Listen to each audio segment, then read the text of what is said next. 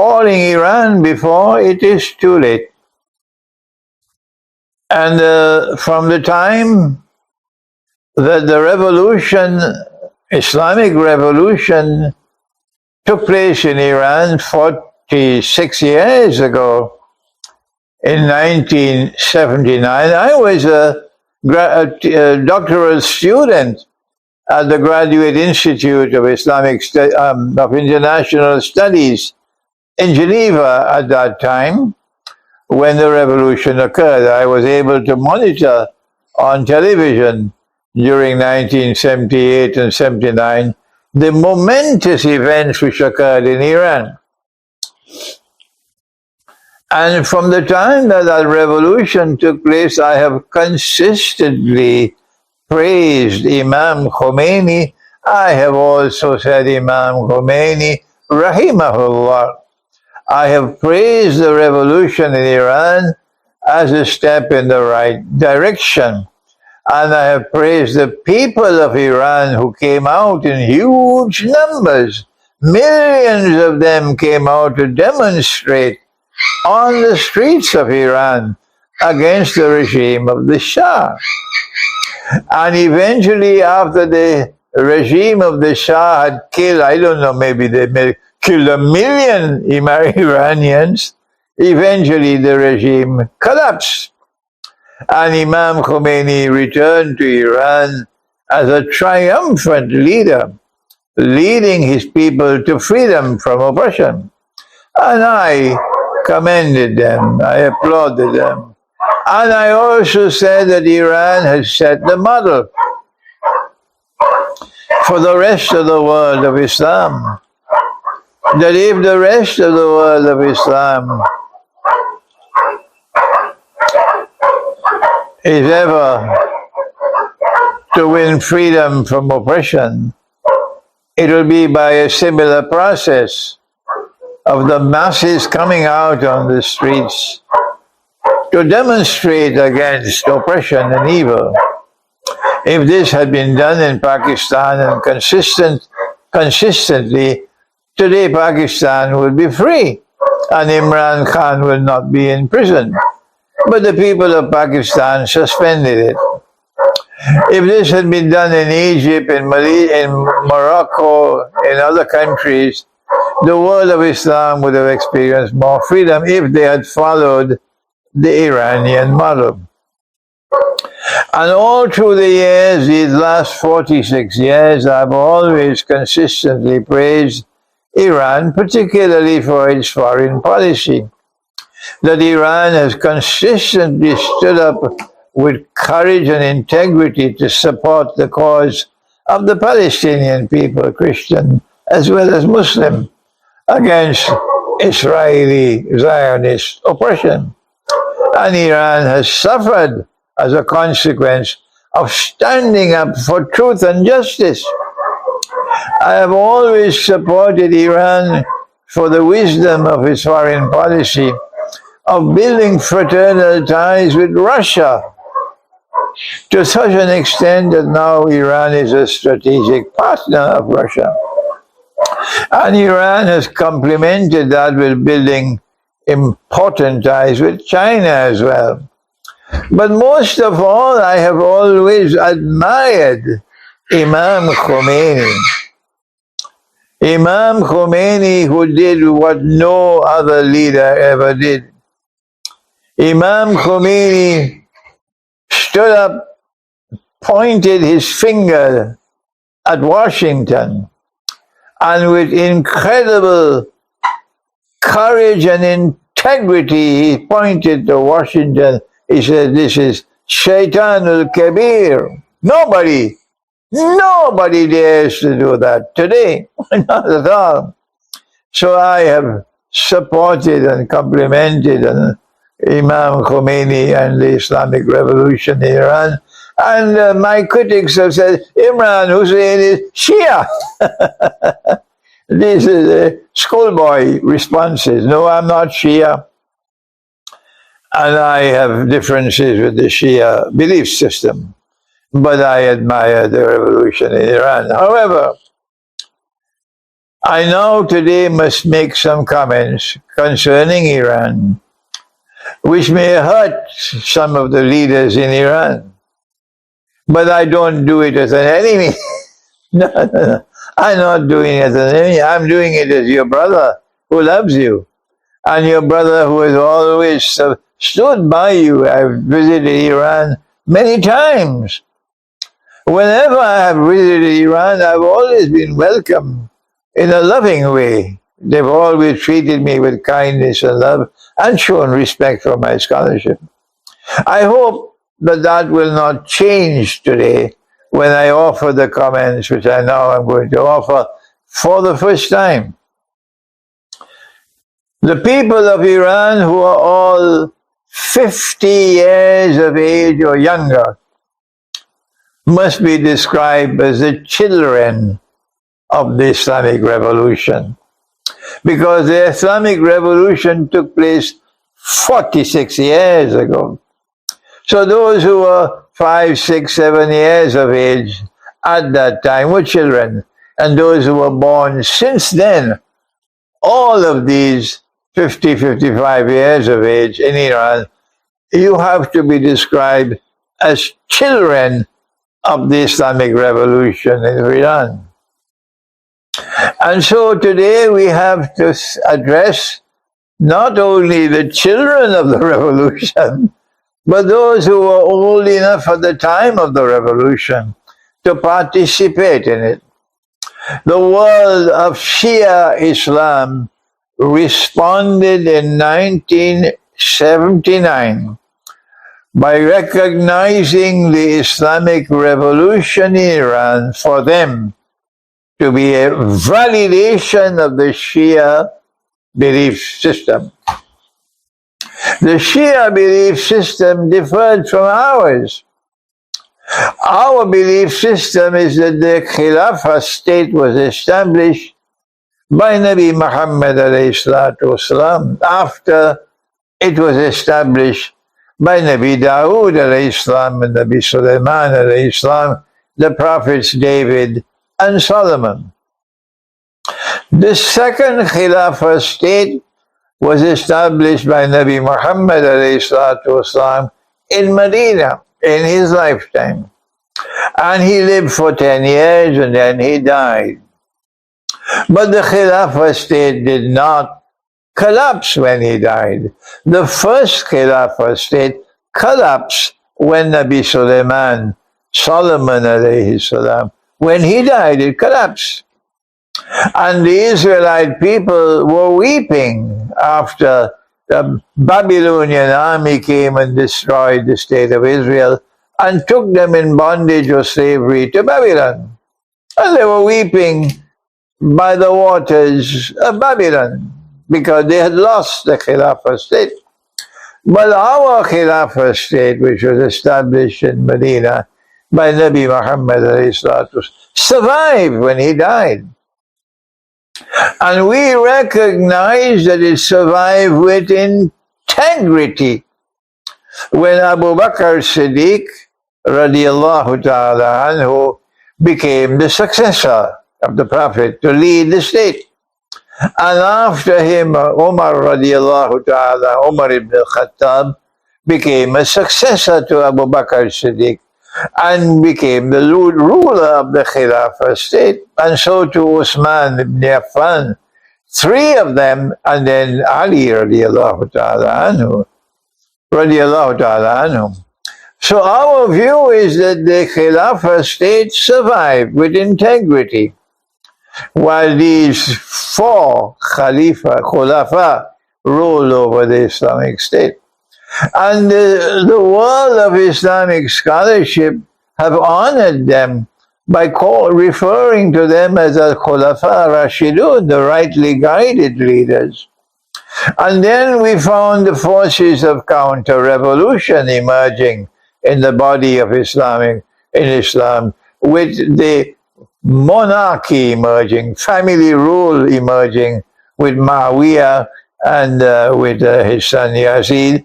And then came that epochal moment in our history when the grandson of the Prophet, Allah's blessings be upon him, was martyred in an event that is unforgettable, and what they did to him and to his head after he died, in the same way that the kidnapping of Nicolas Maduro took place because it was ordered by Trump.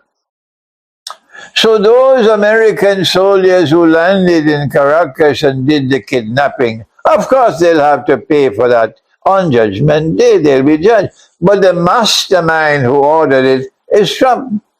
So on Trump, I'm telling you this message, President Trump, prepare for Judgment Day, when you'll have to stand up before Allah and you'll have to answer for the kidnapping of Nicolas Maduro, who was the president of Venezuela.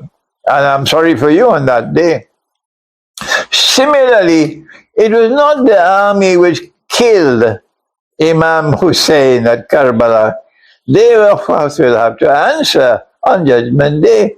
But it's those who sent the army. In this case, it was Trump who sent them. In that case, it was Yazid. And Muawiyah was the one who put Yazid where he is. And he has a responsibility for the martyrdom of Imam Hussein. But what happened in history is that the sectarian movement emerged as a consequence of what happened in Karbala. And a new belief system emerged that no, as soon as the Prophet died, sallallahu ta'ala alayhi wa sallam, the Khilafah state lost integrity as soon as he died. This is the Shia belief. The Khilafah state lost integrity because Abu Bakr Siddiq was a bogus Khalifa. This is correct language I'm using. And Umar was a bogus Khalifa. You can't criticize me for my language. This is exactly the language you use. And Uthman was a bogus Khalifa. And the rightful Khalifa should have been Ali. This is the divide between the Shia and the Sunni. But it's more than that. The Shia believe that this was divinely ordained, that Allah is the one who ordained that the Ahlul Bayt must rule over the world of Islam. And truth was left by Allah. When the Prophet died, he left two things. He left the Quran and he left Ahlul Bayt. And this is what you must use to be able to survive. So long as you hold on to the Quran and you hold on to Ahlul Bayt, you can never go astray. People will never stand up to demonstrate against you. No, not when you have the Quran and you have Ahlul Bayt. You will not have to kill 3,000 people in demonstrations. No, because you have the Quran and you have Ahlul Bayt. You will never go astray. My language is a little harsh today. But other than harsh language, how can I wake you up? How can I wake you up? There is a fundamental difference between our views on this subject. We reject the view that Allah has ordained that Ahlul Bayt must rule over this ummah. And if we reject what Allah has ordained, then we are kuffar. How come you never say Imran Hosein is kafir? Yeah, the Maulanas in Britain, they say Imran Hosein is kafir. But the Shia have never said Imran Hosein is kafir. I'm sorry for laughing. It's so foolish. However, never I have come to go into Iran. You have always treated me with respect. You've always respected my scholarship. So here is a fundamental difference. And when the revolution took place in 1979, the Shia world responded with conviction that this was a validation of the Shia claim to truth. Let me repeat that statement. When the revolution took place successfully in Iran in 1979, the Shia world largely the Shia world responded by recognizing this success as a validation of the Shia claim to truth. Today, I have to remind you of that. Because if today the Iranian people are turning against the revolution, and if they're going out on the streets and demonstrating against the revolution, and these are the children of the revolution, these are the ones who are all less than 50, 55 years of age, they are the ones who are on the street. Then, if the revolution collapses, then that will invalidate your claim to truth. By your own yardstick, your own measuring rod will now invalidate your claim to truth. So now then, when Islam came to Medina, it lit a fire in the hearts of all those who became Muslims. They would die for Islam. Every single one of them would die for Islam. Every single one of them will die for the Khilafah state. That was the community we had. And the longer the Islamic State in Medina lived during the lifetime of the Prophet, the stronger and stronger it became. Until by the time of Hudaybiyah and then Fateh Makkah, we became strongest of all. So by the time the Prophet ﷺ performed the farewell Hajj, the Islamic State was at its zenith. So we are accustomed to moving uphill with the Khilafah state, not downhill. He had only 10 years. You have had 46 years.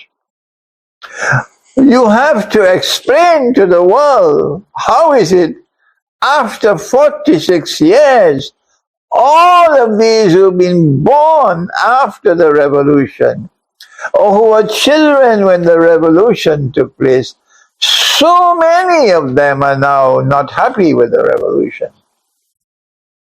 And the enemy is able to exploit the situation. It is not that the Muslims, the Shia Muslims of Iran are betraying Islam, that they want to leave Islam. That is not the case. It is not that they are siding with the enemies of Islam, joining hands with Israel, joining hands with the United States to cut the throat of the revolution. That is false. That is nonsense. It is that Israel is exploiting an opportunity, and the United States is exploiting an opportunity because they are protesting in Iran. And the question we have to ask is, why is this happening? And we need honest answers. We don't need propaganda. We need honest answers. One of the very first reasons why there are all these protests in Iran is a subject I've been teaching you in Iran for 25 years or more. That's a long time. I went to Iran myself and I lectured on the subject. I met with so many ayatollahs in Iran to discuss the subject with them about money, about the Iranian rial, about the Iranian tuman. And I explained to them that this money was bogus, this money was fraudulent, this money was haram. I did this to Afghanistan as well. When there was an Islamic government in Afghanistan 25, 30 years ago, and Afghanistan said, no, Imran, you're wrong, we don't agree with you. Yes, they accepted the bogus money as halal. I try to teach this subject to Pakistan, but nobody can teach Pakistan anything. No. The brainwashing in Pakistan is even more than in Afghanistan. So I failed with Afghanistan. I failed with Pakistan, and I was teaching it to Iran. Some of the Ayatollahs I met in Iran accepted that the monetary system was bogus and fraudulent and haram. I have to pray for Allah's mercy on the soul of that great man, Ayatollah Shirazi. And this was an elderly man in Qom. And I went to his home, and he had so many of his students sitting on the floor, on the carpet. And I sat with them until the old man came and sat next to me. And this old man held my hands while talking to me. He held my hands. Unforgettable. And this old man taught me a lesson on riba I could not teach in 1,000 lectures, to show how riba sucks the wealth of the people and leaves them in destitution and poverty. And that's why they're protesting. He took 2 mugs, one with water and the other with lemonade.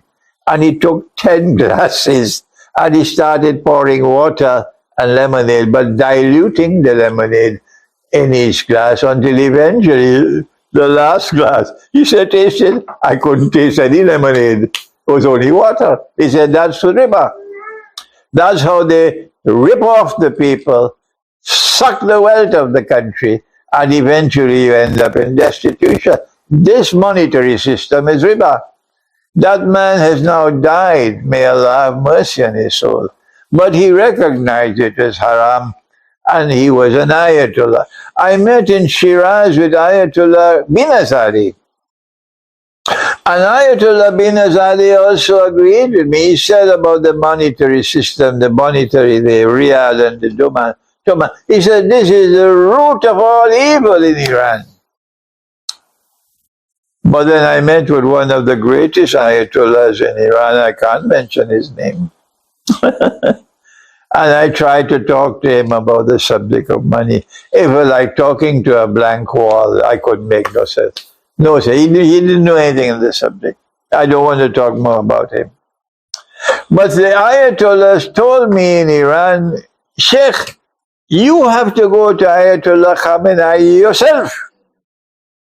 And you have to convince him that the money which is being used in Iran is bogus and fraudulent and haram. And if you can get him to change his views, then all of Iran will agree, and the dinar and dirham will be established in Iran. I said to them, I will never do such a thing. My duty is simply to teach, and I've done my job to teach. You must now bring the change. 46 years have passed, and Iran is still using bogus money, like Pakistan, like Afghanistan, like the rest of the world of Islam. But you are the Islamic Revolution. A million Iranians had to die for you to bring this revolution to success. They're shuhada. What have you done in 46 years? Dajjal is the one who brought modern Western civilization into being. You don't even recognize that as yet. How long do you take to recognize that? And modern Western civilization is the one who has brought this monetary system. The International Monetary Fund has prohibited the use of gold as money. That is shirk. That is haram. To make haram what Allah made halal is shirk. To make haram what Allah made halal is shirk, is kufr. And that's what this international monetary system has done. The reason why they have prohibited the use of gold as money is because they wanted to make sure that the paper money would not collapse. And once there is paper money, they can rule over you. They can bring down governments. but you do not have the knowledge to understand the subject, and you would not listen to me. If you are to make a change in Iran, if this revolution is not to collapse tomorrow, if you are to survive, you have to listen to me. You have to return to dinar and dirham as money. This is what is going to be money when Nabi Isa Islam returns. This is what going to be money when Imam al-Mahdi comes. Why are you waiting? If you use dinar and dirham as money, then you create a threat to the Western world and to the Judeo-Christian Zionist alliance more powerful than any nuclear weapon. Muammar Gaddafi was attempting to do it in Libya. Look what they did to him. But you are stronger than he is. You are more powerful than he is. And if you were to bring dinar and dirham into your economy, then you will not suffer from inflation. Not at all. Inflation will vanish. Allah prohibits inflation in the Quran twice or three times. He says, وَلَا تَبْخَسُوا النَّاسَ أَشْيَاءَهُمْ. That is a prohibition of inflation. So if you are to fix Iran, if you are to solve the problem of all these young people demonstrating against the Islamic revolution in the government, you have to make a change with the economy. I have been saying this to you for 25 years. You've never listened to me. And if you don't listen to me, tomorrow you will collapse. They're not only protesting because of rising prices. The monetary system is only part of the reason for economic poverty and distress in Iran. They're also demonstrating because of economic hardship. And economic hardship is taking place because of riba. It's not just in Iran, it's all over the world. Riba is sucking the blood of the people, and the world is now moving towards slavery. That's what they are demonstrating against. If you have an Islamic government, then the Islamic government, the Islamic revolution, should be able to fix the economy. How come? 46 years, and you still can't fix the economy? What's wrong with you? Where are your scholars? Where is your claim to truth that you have the truth? You are the people who have the Quran and the Ahlul Bayt. You have the truth. That is your claim. How come you can't fix the economy in 46 years? Why is it that the market, listen carefully, why is it that the market in Tehran is filled with thieves? That's right. People are being ripped off in the market in Iran. And Allah has sent a means by which you can restore a free and a fair market and preserve a free and a fair market.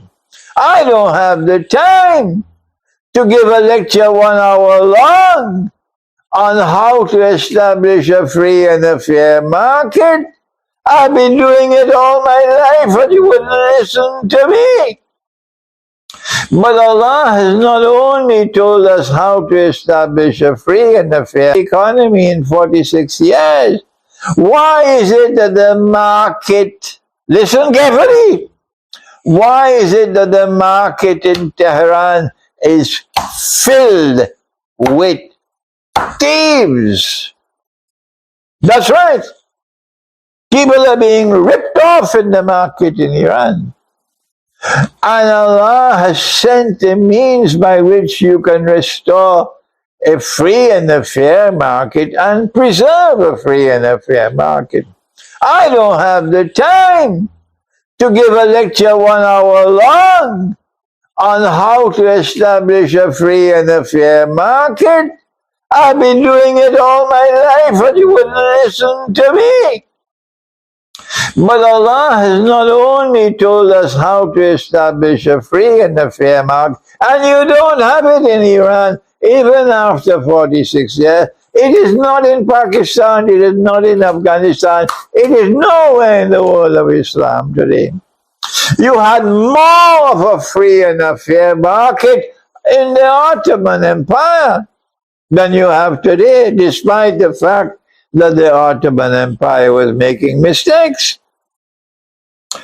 It is not only that we have a sunnah of a free and a fair market, not only that we have the Quran calling for a free and a fair market, but let me explain something which should be simple to understand. That Allah has given us a philosophy of punishment which guarantees the protection of a free and a fair market. Allah has given us punishment which has the philosophy of reformation, to reform people. The people who make mistakes can correct themselves when punished. Reformatory punishment. And then Allah has given punishment which is retributive, an eye for an eye, a nose for a nose. Retributive punishment. If you hit me, I have the right to hit you. But Allah has given us something more as punishment. How come you don't know about it? How come you're not implementing it? It's called deterrent punishment. That I am punishing you so that no one else will do what you did. That is deterrent punishment. And insofar as the free and the fair market is concerned, Allah says, cut off the hand of the thief. Not if he stole a mango. No, you wouldn't steal a mango and lose your hand, but something of some value. And not when there is hardship and famine in the land and people steal because of that reason. No, we suspend the law in famine. But when you are in a normal market, as you have had in Iran for 46 years, then if someone steals in the market, you cut off his hand. And from the time you cut off the first hand, nobody's going to steal after that. You won't have thieves in the market anymore. I asked the Islamic Revolution in Iran, how many hands have you cut off? How come deterrent punishment is not working in Iran? How come the market is full of thieves? Don't tell me I'm false, I'm wrong in my information. I have my students who left Europe because of me and went back to Iran. They're Shia and they're my students. And when they went back to Iran to try to do business, they said to us, Sheikh, the market is filled with thieves. We've got to go back to Europe. And they went back to Europe. This is my students. And so if you want to stop the people from demonstrating on the streets, fix the monetary system, restore a free and a fair market, implement it. In Arabic is called the hudud. I call it the philosophy of punishment. Punishment which is reformatory, punishment which is retributive, and punishment which is deterrent punishment. But there is more to explain what is happening in Iran. And the enemies of Iran are simply exploiting a door which you have opened for them. That's right. And now you have to ask the question, why is it that so many young people in Iran want freedom to live a way of life that is incompatible with the Islamic Revolution? That is my question. how do you explain that so many young people in Iran who are children of the revolution, so many of them are now demonstrating they want freedom. Freedom for what? Answer: freedom to live a way of life which is incompatible with the Islamic revolution. How do you explain that? If you had Islam, if you had the Islam which came from the Quran and from the Sunnah of the Prophet ﷺ, then the children of the revolution will give their lives to protect Iran and will demonstrate against Israel and the United States. Stay away! We don't need your help. Stay away! You are our enemies. But no, Israel is exploiting the situation. The Mujahideen Khalq are exploiting this. That's the name they give for themselves. I didn't give them that name. And the United States and Europe is exploiting the situation. So how do you explain? They don't want to live the way of life of hijab. They want to take off the hijab. They want to be free. They don't want to cover themselves with what you call the chadar. They want to wear clothing which is tight-fitting, which is erotic and sexy clothing.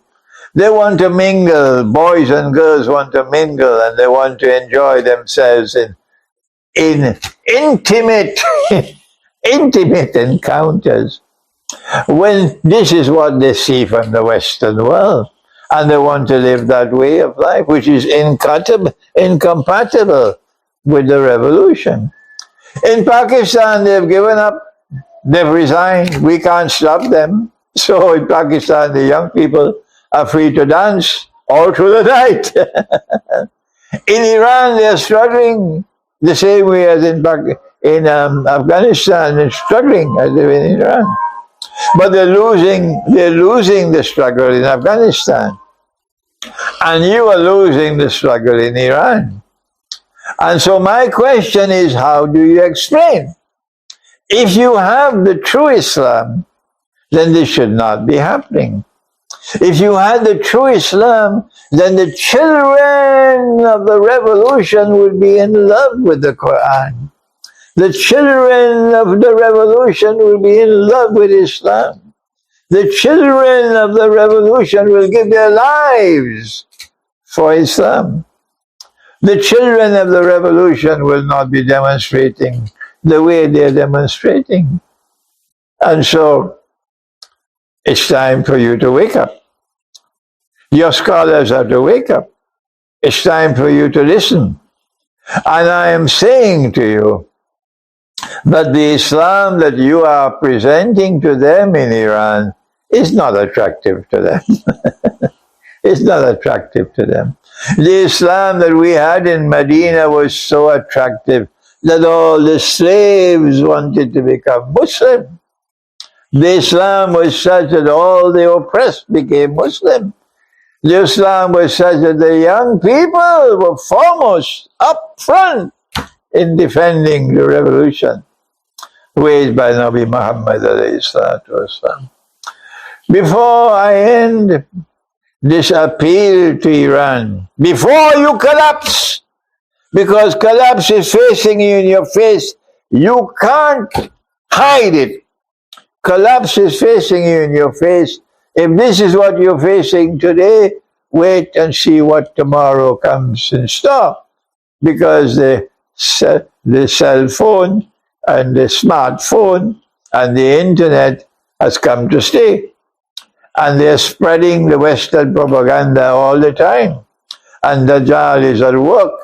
And your young people, instead of falling in love with the Quran, are dancing with Dajjal. That's why you have the demonstrations on the street. How do you do it? How do you respond to it? How do you solve the problem? You don't solve the problem with the police. You cannot solve the problem with the Revolutionary Guards. You cannot solve the problem with tear gas. You cannot solve the problem by killing another 3,000 that you've already killed. The way to solve the problem is to give them a version of Islam that these young people will fall in love with it. They will fall in love with the Quran. How many times do I have to say this to you? You will not listen to me. Before I end, one more thing.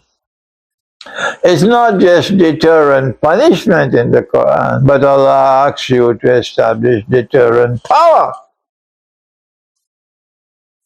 Allah speaks in Surah Al-Anfal, and He says, it's a command, وَعِدُّ لَهُمْ مَا اسْتَطَعْتُم مِّن قُوَّةٍ وَمِن رِبَاطِ الْخَيْلِ. Why does Allah want you to build power? Answer, تُرْهِبُونَ بِهِ عَدُوَّ اللَّهِ وَعَدُوَّكُمْ. I want you to build power so that you can use power as a deterrent. Korea has nuclear power, and Korea has demonstrated effectively that it is using that nuclear power as a deterrent. They cannot attack Korea. No.